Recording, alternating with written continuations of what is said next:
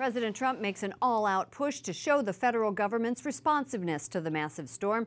He spent the afternoon in Corpus Christi, where he was briefed on relief efforts. Correspondent Mark Irons reports on his visit from the White House. Good evening, Mark.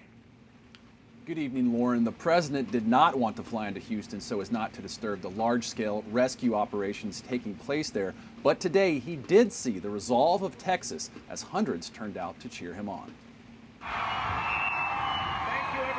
President Trump arrives to see the Texas response to Harvey.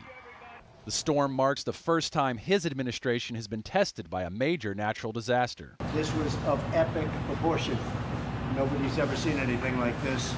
And I just want to say that working with the governor and his entire team has been an honor for us. In Corpus Christi, the president was briefed on relief efforts with the Coast Guard, local law enforcement, and organizations like the Red Cross. The governor of Texas says he's pleased with Trump's response to the historic hurricane. Our response to this challenge has been made much more effective because of the very effective way the president and his staff has helped Texas respond to this challenge. So, Mr. President, thank you. Thank you.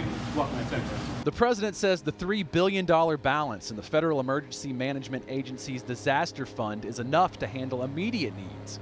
But more money will be needed given the magnitude of the storm.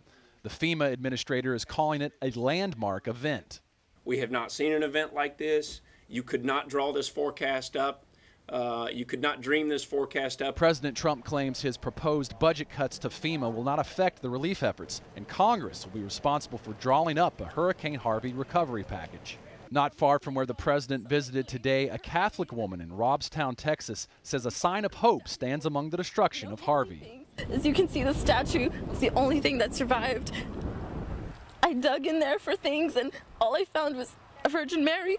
And President Trump has assured all of those affected by Harvey of the country's prayers.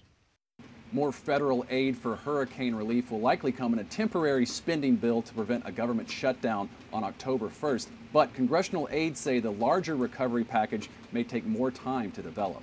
Lauren. Mark, how will this disaster aid package affect other legislative agenda items this fall?